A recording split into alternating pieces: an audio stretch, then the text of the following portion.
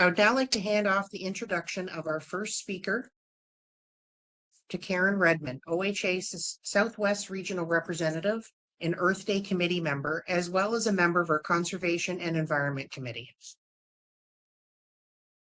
Emily Posteraro is a program development coordinator at the Invasive Species Centre, where she focuses on spotted lanternfly education and outreach, facilitating collaboration on invasive species management between municipalities and coordinating efforts to address the cumulative impacts of invasive species and climate change.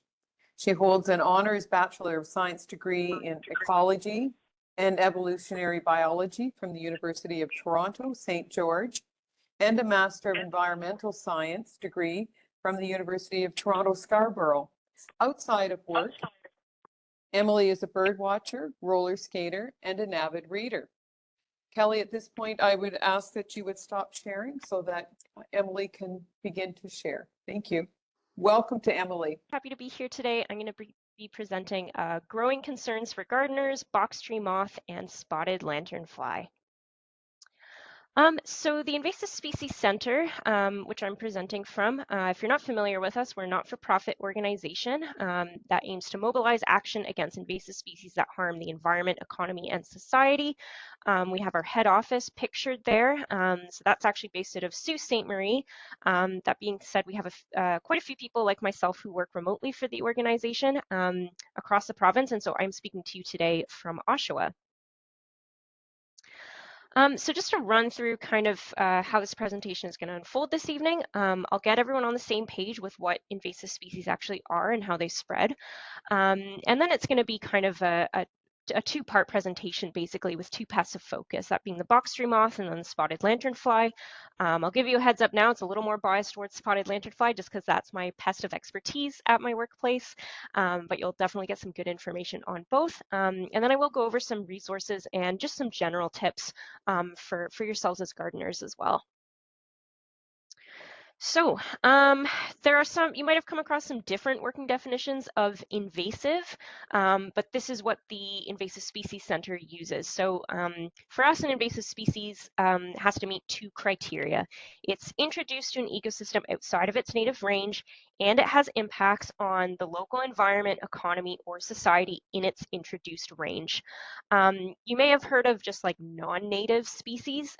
Some species are not from here, but you know, their impacts are kind of benign. And so we don't really refer to those as invasive. They have to have those impacts. Otherwise, we just call them non-native. And conversely, you know, sometimes we have native species that may be considered pest-like, or sometimes we have to manage them for whatever reason. They might have some kind of impacts on human health or safety. Those we also don't refer to as invasive. It has to meet both of these criteria. Invasive species can often have different things in common, even across taxa. They might be fast-growing or reproducing species.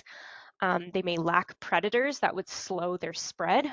So if you've heard of, you know, the enemy release hypothesis, means that, you know, they had predators or some kind of pathogen that was keeping their numbers low in their native range, and now they've been kind of released from that pressure in their invasive range, allowing them to become more populous. And oftentimes one of the problems they pose for us is that they target native species that didn't co-evolve, and so they lack natural defense mechanisms.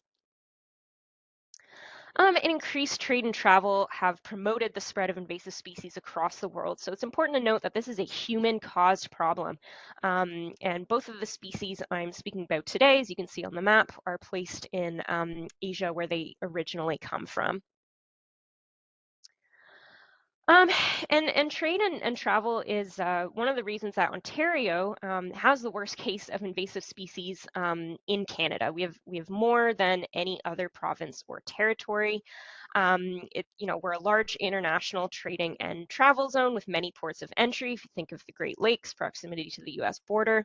And we have a high population density. So that means that once a species is introduced, the local population contributes a fair bit to the spread just due to that internal movement. And so in addition to the federal legislation that exists on invasive species, there is also a provincial Invasive Species Act. And I'll note too, Ontario, you know, it's very biodiverse in general. We have a warm climate, at least down in the southern area.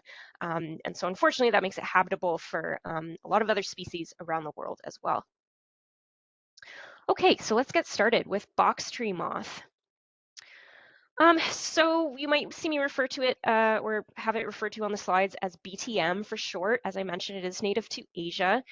Here, of course, it's considered to be an invasive insect and it is regulated at the federal level.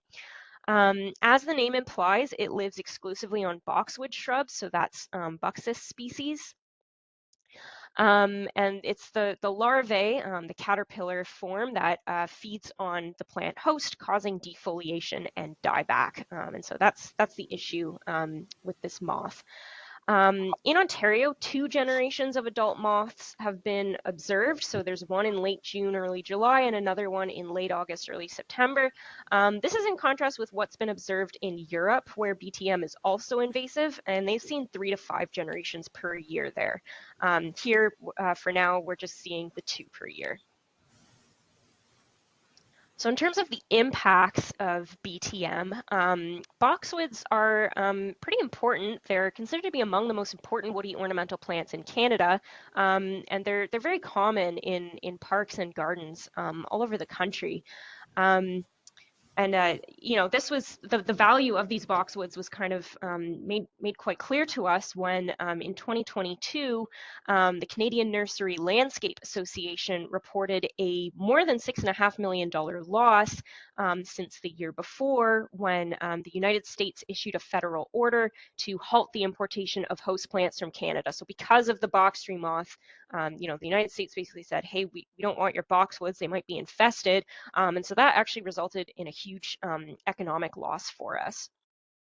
In terms of ecological impacts, there are thankfully no native boxwoods in Canada, but there are native spindles and hollies, which is something that BTM feeds on, I believe, possibly in Europe and in its native range as well. And so if it were to spread more here, it's possible that species in those genera could be impacted as well, although we aren't quite seeing that impact yet. Okay, so I've got all 4 life stages of the box tree moth on the screen here. So in the top left, I don't know how well you can see that, but there are eggs on the underside of that leaf. So they're usually laid under the leaves in clusters of 10 or 20. They start out pretty transparent, but after a few days, you can start to see the black heads developing. As I said, the damage is mainly caused by the caterpillar stage, so the larvae. And so they become these kind of light green striped caterpillars, and they eat the leaves of the boxwoods until they're ready to spin cocoons and pupate. And so you see the pupae in the bottom left photo, and then eventually that becomes the adult moth. Now, BTM was detected in Ontario for the first time in Toronto back in 2018. So that this was the first detection in Canada overall. Can now be found all over southern Ontario. In the summer of 2023, BTM was also confirmed on residential properties in Quebec, Nova Scotia, and New Brunswick, and is confirmed in PEI in 2024. So far, as you can see from that map, nothing west of Ontario quite yet. Okay, so this is kind of the damage it causes. This is the difference. These 2 photos exhibit the difference between an early and a late infestation. These are actually photos taken by one of my coworkers, Madison, at her mother's house. So the early infestation is shown on the left there by a boxwood in their backyard, and then the boxwood on the right that is visibly in far rougher shape was the one in the front yard. So Madison reports that, you know, they don't regularly inspect those bushes at all, but one day in the spring, they just noticed that in the front yard, the bush was dying, which they thought was odd. And upon closer inspection, they realized it was all because of an insect. So if I can bring your attention back to the plant on the left, might be tough to spot, but if you look carefully just below the center of the photo, there is a caterpillar on that boxwood shrub, and you can see, you know, some minimal feeding damage. You can also see the eggs on the leaves. So, you know, we know more caterpillars are to come there. On the right, obviously there's a lot more feeding damage, dead sections, there's eggs under the leaves, there's webbing there, and you can see the caterpillar a little more clearly on that boxwood too, because there's not much greenery left to help it camouflage. Thankfully, Madison and her mom were actually able to save this shrub with a product called BTK, but I will get into that a little bit later. Okay, so this is the shrub when they noticed that, you know, something was up, and if they were to leave this without treating it, those adult moths could fly off to neighboring areas and potentially infest new boxwoods. So there could have been, you know, pretty widespread damage, which can be somewhat costly for homeowners or, you know, for municipalities if they're in a public space, if they need to either treat the boxwoods or, you know, if they get killed outright and they have to replace them with something. So there are a few things that you can do. First and foremost, you can be on the lookout for BTM. There are ways you can manage infestations, and we also encourage you to report the box tree moth. I'll go into a little more detail on all three of these, but I did just want to promote the fact that the Invasive Species Centre does have a species profile on BTM on our website. So if you wanted to read a little further on this pest afterwards, you can find that page on our website.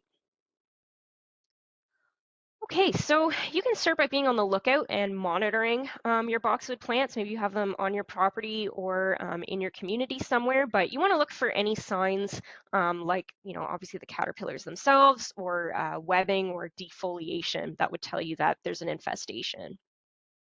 And if you do come across infested boxwood and you catch it early enough, you can try spraying BTK, which is a biopesticide that targets the larvae.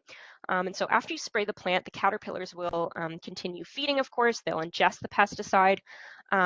Madison sprayed this once in the spring and again in the fall. So remember I mentioned those 2 generations that we see annually. So she wanted to target both generations, and she did see that shrub recover, which is good. She said her mom had that boxwood in front of the house for around 20 years, so they really didn't want to rip it up. So you can try Canadian Tire to find this product. And it works by, like the main ingredient basically is a bacterium. It's naturally occurring in the soil, and it only targets insects in the Lepidoptera family. And because it needs to be ingested, it doesn't work on eggs or adults. It's only going to work at that larval feeding stage, so just on caterpillars. So thankfully, we can be assured that it's a relatively safe pesticide to be using.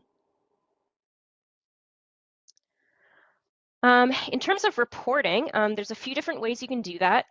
Like I mentioned, this is a federally regulated pest, so you can go straight to the Canadian Food Inspection Agency, the CFIA, and there's a way for you to report online, or if you prefer, you can look up the number for your local office and call them. There's also a couple of citizen science websites that you can go through. One is called the Early Detection and Distribution Mapping System, or EDMAPS for short. This one is just for invasive species. A lot of experts use it, but really anyone is able to start an account and make reports through it, and you can do that through your web browser or smartphone app. That being said, you might be a little more likely to be familiar with iNaturalist. That one's a little more kind of community science, layperson friendly, and it's used for all different kinds of biodiversity as well. It doesn't just have to be invasive species. That being said, you can report through that app or website as well. And CFIA and other organizations do kind of monitor these apps. So for priority pest, any reports made on either iNaturalist or EDMAPS, they do kind of flow to the right authority eventually. So you do have options there.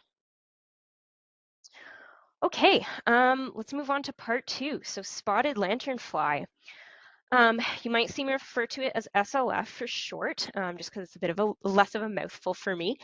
And this is an insect in the plant hopper group. So if you know kind of your orders of insects, it's in the true bug Hemiptera order. So it may look like a moth, but it's not. It is a plant hopper.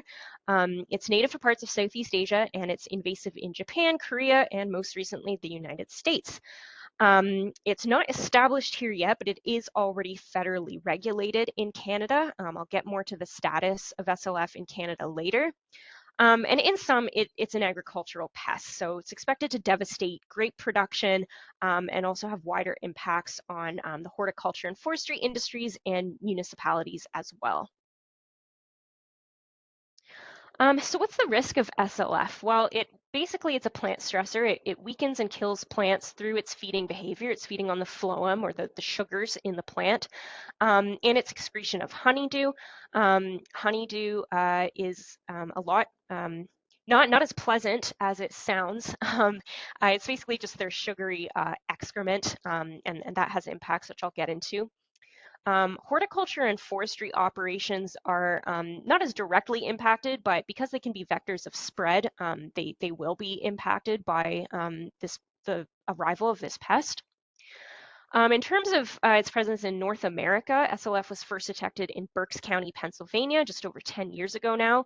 And despite Pennsylvania's best efforts at quarantining the pest, it's currently present in 19 states, including heavy infestations in border states like New York and Michigan.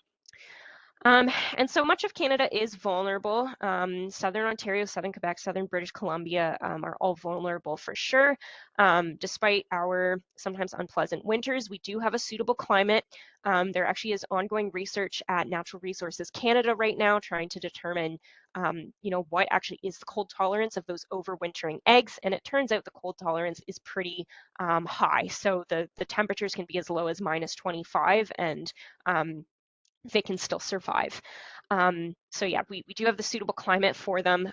Presence of grapevines, which they seem to have a pretty heavy preference for, brings to mind Niagara region, Prince Edward County, any other grape producing area of the province or of the country for that matter.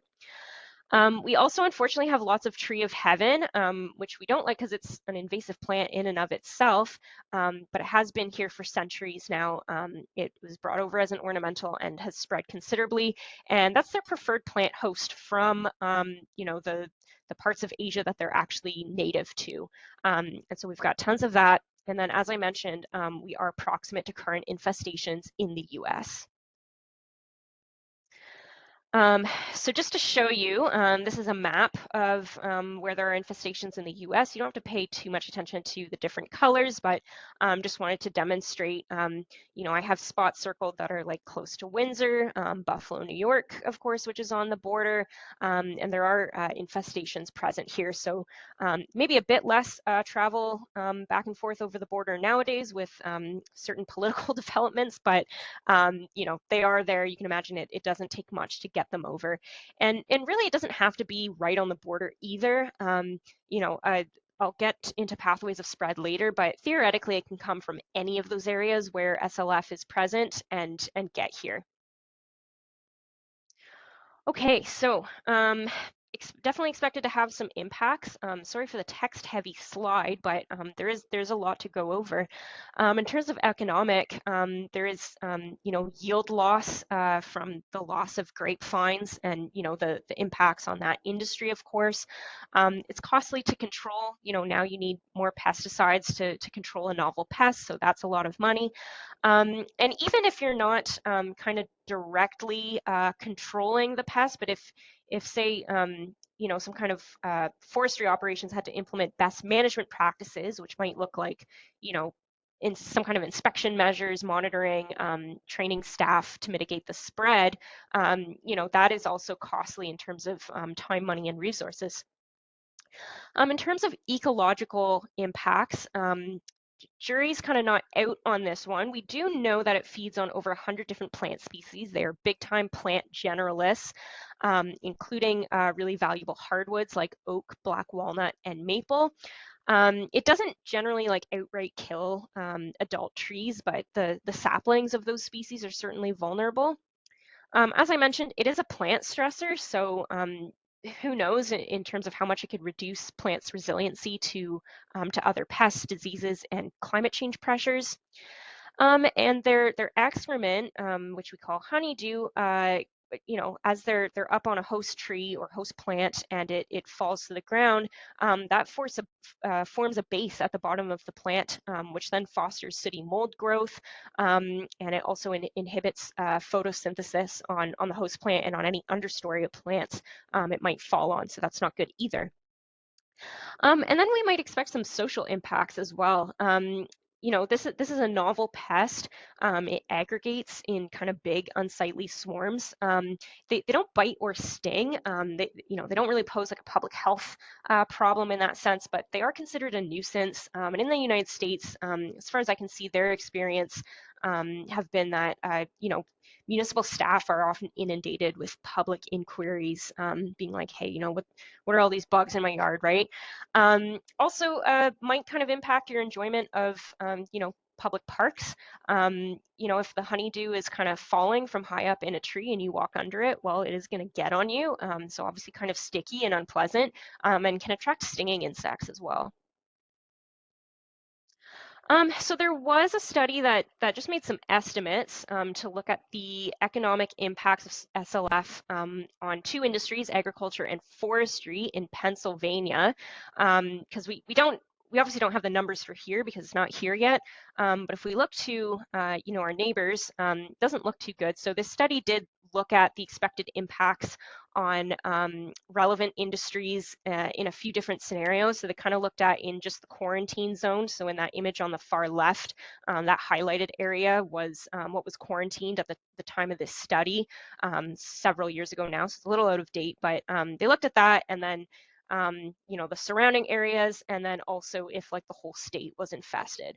So they were looking at, if like the whole state was infested, potential losses of over $40 million in agriculture and over $150 million in forestry. So, we're hoping to avoid, the worst impacts here, given that we kind of can see what's coming. But yeah, definitely really, really bad for those industries.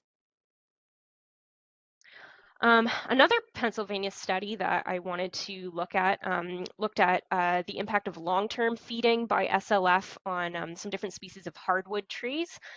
They did find that it caused reduced sugars and lower growth rates in the trees. So like I said, it's a plant stressor, so definitely having that impact, but didn't seem to have implications for the overall health of trees. And they didn't see secondary disease or fungi from this feeding. So kind of a good news story.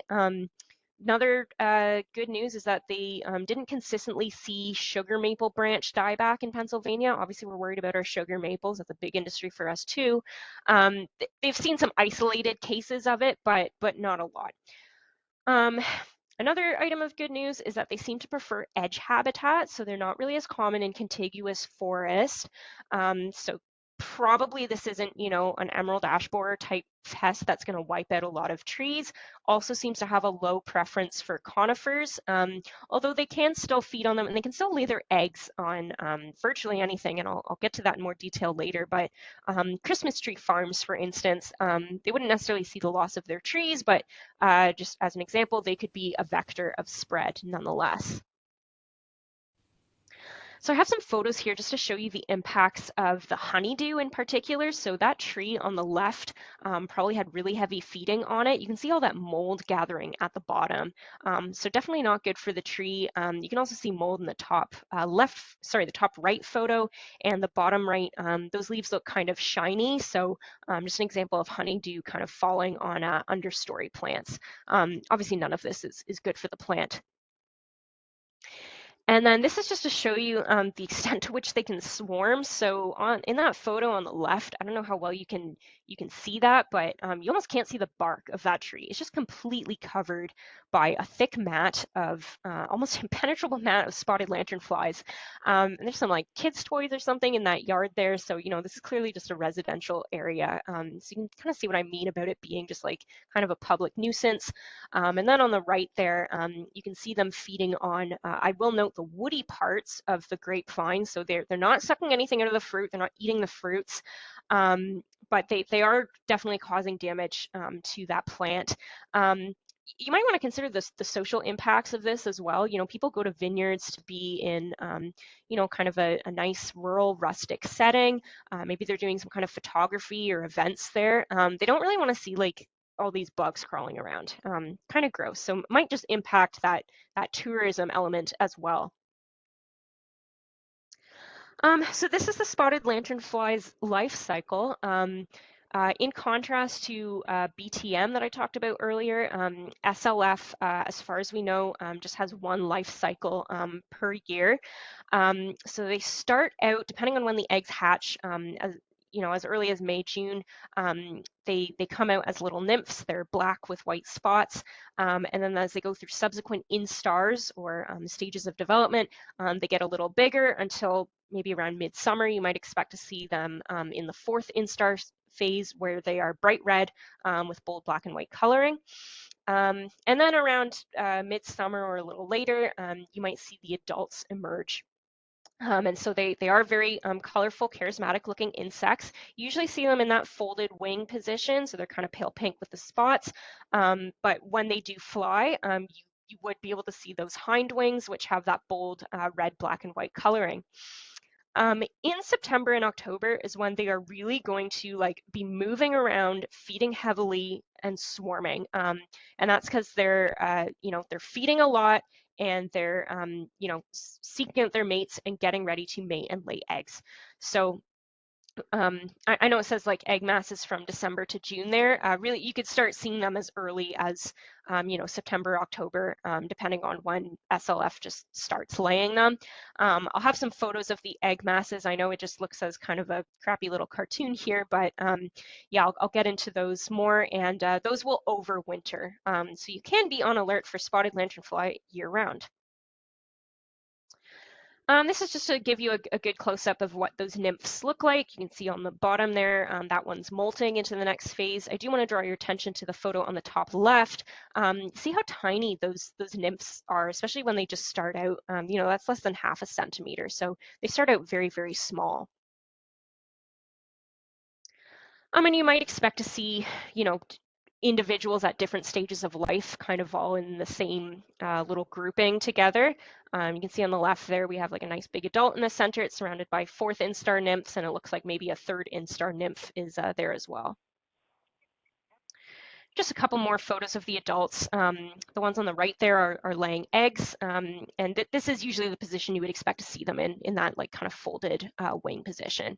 That being said, the hind wings do become apparent when they take flight. You won't usually see that yellow banding on the abdomen either. That specimen is a gravid female, gravid meaning egg carrying, so the abdomen is obviously swollen. Usually though, that's not really a good diagnostic. And these photos aren't as, nicely zoomed in, but I wanted to give you an idea of just, what they look like in a swarm and kind of the damage that they cause. So especially in that photo on the top left there, pretty heavy feeding on that host tree. And it looks like there's probably sap weeping wounds on the tree. So that's kind of a defense mechanism from the plant.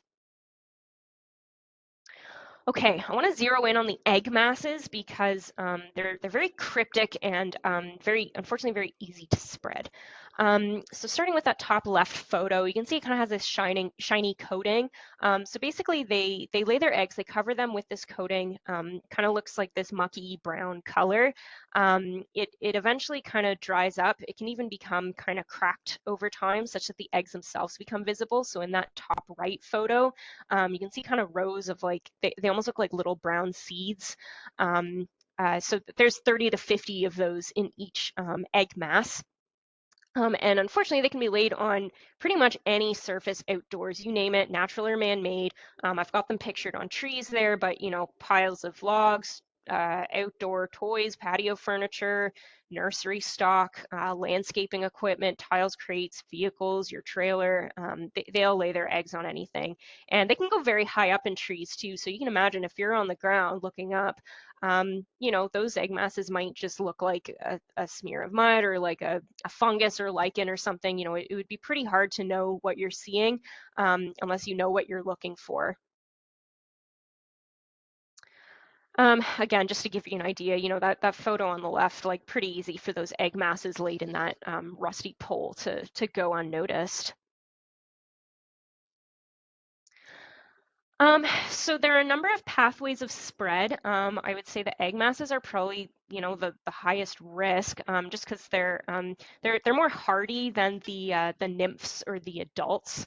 They can easily be laid unnoticed on vehicles or cargo that's moving long distance. Rail is definitely a concern for that, especially given the distribution of their host tree of heaven, along rail lines.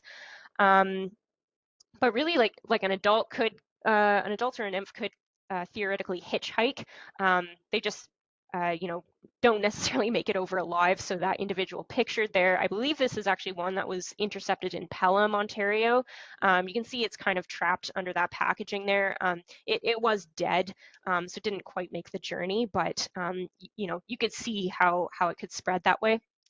Horticulture is a big one. The first detection in Michigan was actually on nursery stock.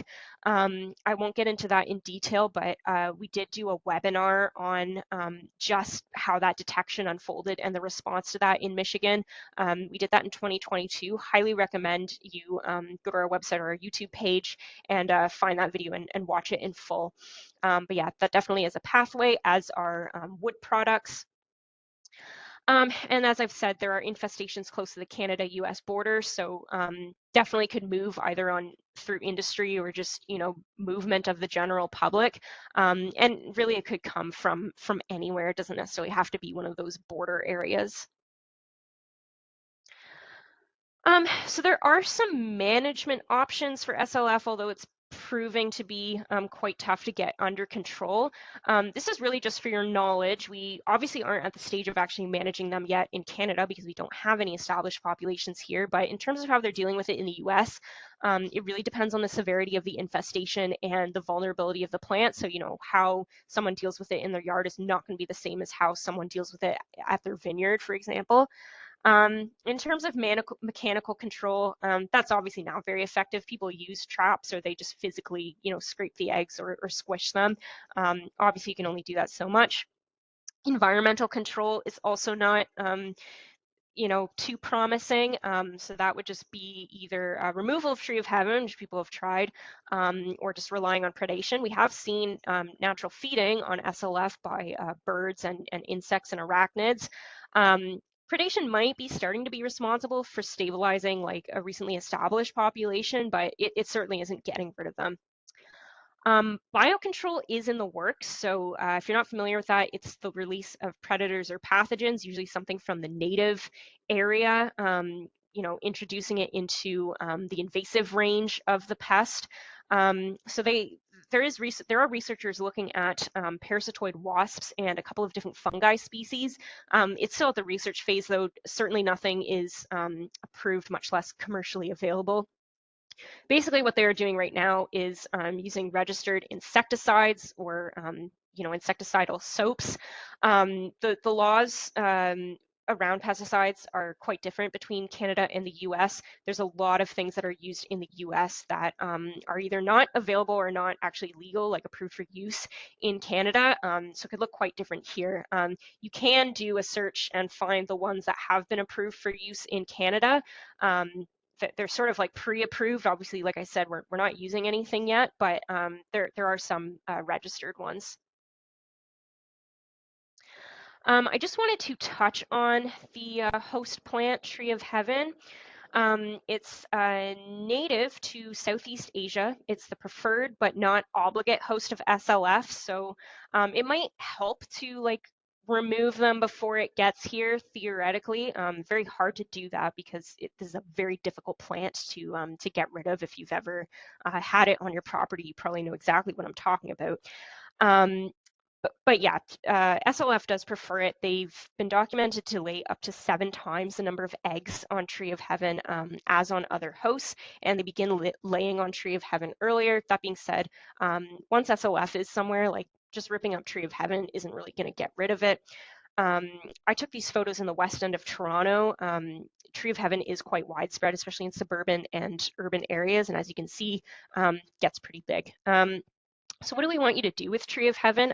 Short of removing it, which is often just not feasible, we would like you to report the tree itself to EDMAPS.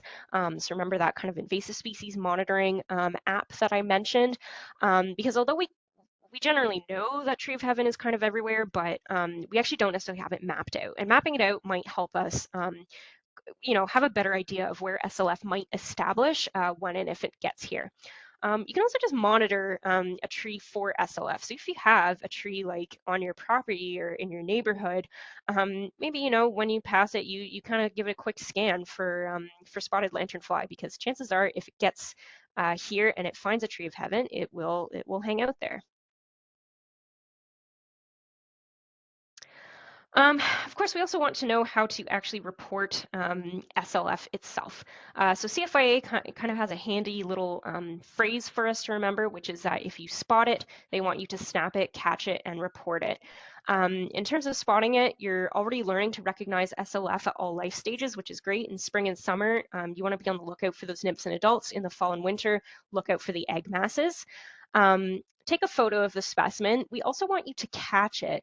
You might have seen messaging coming out of the US about like killing the insect, and that's all well and good, but at the phase where we're at in Canada, like they actually still need to confirm it. And so if you find egg masses, just use something hard like a card or something, scrape it into a plastic bag, and hang on to that. If you find a nymph or an adult, try as best as you can to put it in some kind of container, because CFIA will need to confirm it in a lab. You can stick them in the freezer or put like rubbing alcohol or something in the bag if you want to be sure that you've killed it. But yeah, definitely get a hold of the specimen. They don't bite or sting. You don't have to worry about it hurting you. Just catch it. And then in terms of reporting it, I've mentioned iNaturalist and EdMaps, which are great, but as I said, since it's a federally regulated pest, you can go straight to the Canadian Food Inspection Agency and report even a suspected SLF. If you're not sure, that's okay. You can still report it. You want to report whatever other info you can gather as well. So, obviously location, GPS coordinates are great, but an address or intersection works too. Any information you have on the habitat, host plants, any observations you have, you can put that in your report. I did just want to talk about the invasion curve. Certainly applies to spotted lanternfly, but really applies to any invasive species. Basically, the idea behind this graph is that the best bang for your buck is investing in the prevention stage. And that's because after a species arrives and it increases in population and spreads, it just becomes less likely as you move, across the right on that graph, that eradication containment are feasible, and it just becomes increasingly expensive as you're looking at long-term control. And that brings us to EDRR, early detection and rapid response. This is like a key tenet of invasive species management. It's the next best strategy when prevention isn't possible or doesn't work out. The emphasis here is on detecting and reporting invasive species, especially through community science. So that's you. And that's because the earlier species is detected, just the better handle we can get on it, maybe even eradicate it, or at least just manage it effectively or contain it. So you might have heard me say we don't have SLF in Canada, but at the same time, maybe you've kind of seen it in the news, and so that might be confusing to you. And that's because CFIA kind of uses different terminology depending on sort of the level. So I just wanted to clarify that here. So we have had sightings and interceptions in Canada. So sightings are basically, someone's made a report, might be an official report, or might have even been, they posted to like a social media site, but it's not confirmed by the CFIA. So CFIA, when they get a report, they will go to that area and actually survey it for spotted lanternfly. If they don't find anything though, they can't confirm it. So, it's registered as like a sighting, they're aware of it, but that's all it is. An interception, in contrast, is actually confirmed by CFIA, could be a live or dead specimen, but it's in some kind of contained situation. So, you saw that picture earlier on, there was like a dead one kind of trapped in like that plastic. And so if there's no evidence of release of the Canadian environment, we just call that an interception. So a detection has to be a live spotted lanternfly confirmed by the CFIA in the Canadian environment. Established population has to be evidence of a breeding population, again, confirmed by the CFIA. We don't have either of those yet in Canada. You can keep track yourself of observations of spotted lanternfly in Canada. I pulled this screenshot straight from the CFIA's website. And so they They don't give you any more detailed information than this, but they do tell you where SLF has been observed and the month and year. If you want to learn more about SLF, we do have a number of resources. I would suggest just starting with our species profile, and then everything else I have listed here is linked from there. We have species profiles on both SLF and on Tree of Heaven, but in terms of SLF, we have posters and fact sheets and other kind of printable materials available in English, French, and Spanish. You never need our permission to use them. They are free to download, print, and share as you see fit. We also have, if you want to go even more in depth, an online course. So we do have, this is part of our training program. The good thing about this course is that it's free of cost, unlike the other ones. It's all online and self-paced, and if it's relevant to you, you can also earn continuing education units. Moving on from SLF, I kind of just wanted to, since we're presumably all gardeners here, just touch on the benefits of planting native species. It encourages biodiversity and ecosystem health. It provides food and shelter sources for butterflies, other pollinators and insects, birds and mammals. It's low maintenance. They evolved here, so they're supposed to be hardier and more resilient to local climate, predators, and disease, and it reduces the need for pesticides. We do have a really helpful resource called the Grow Me Instead Guide that the Ontario Invasive Plant Council put out. These are not always easy to come by in print. It's unfortunately no longer actively being printed, but they do exist in full online. We do have links to them on our website. There are two, so there's the guide pictured there for Southern Ontario. There's also one for Northern Ontario, and basically it shows you, unwanted invasive plants that are kind of common in garden settings, and then gives you alternatives for them. So the alternatives are either native or they're at the very least non-invasive. Your garden, whether you think about it this way or not, does have an impact on the community and biodiversity. So, why not make it a positive one? I just wanted to promote our monthly webinar series. We host webinars on a variety of invasive species topics from across different taxa. Sometimes we bring in guest speakers. Sometimes we have our own staff presenting on ISC projects. Strongly suggest you sign up for notifications for when the next ones are so you can register. If you miss them, they're always recorded and always available for free online. And finally, I encourage you to visit our website if I haven't promoted the website enough. Sign up for our quarterly newsletter, our biweekly media research and event scans, and those event and webinar invitations. It's all at www.invasivespeciescentre.ca. I want to thank you again so much for having me. I am very happy to answer questions. My email as well as eposteraro@invasivespeciescentre.ca if you did want to follow up with me afterwards, but thank you. Thanks, Emily. There's a couple of questions in the chat. Kathy asks, if eggs are laid just anywhere, what do the larvae feed on, or how do they move to get to where they can find something to eat? So at the nymph stage, they are wingless, but they can crawl around, and the nymphs usually will exhibit this behavior of kind of crawling up a plant, falling off, and then just crawling up again. So yeah, they're not winged, but they are mobile. Okay. When you report to the EDD maps or iNaturalist, then what happens from there? So those websites actually are monitored by the CFIA and by other organizations, and especially for priority pests, like observations of those will get flagged kind of on the back end. And so it will eventually make its way to, the proper authorities. And we have seen this already with, I think a couple of those observations that were in Windsor, I want to say, Windsor, Amherstburg, I think at least one of those was through iNaturalist, so CFIA became aware of those. So I would like to thank Emily on behalf of the OHA Earth Day Committee for doing an awesome presentation, presenting us with how to ID the impacts, how do we manage and report the risks. And certainly, thank you very much for that, Emily. And I'm going to put a plug in for a new release that we have had that certainly fits with Emily's wrap up. The Conservation and Environment Committee has printed a small business card called Options for Planting, in certainly with consent from Grow Me Instead. We have a QR code on the back of the card that you can scan, and it takes you right to the Grow Me Instead for North and Southern Ontario. And truly, as Emily identified, the cost of printing has become a barrier.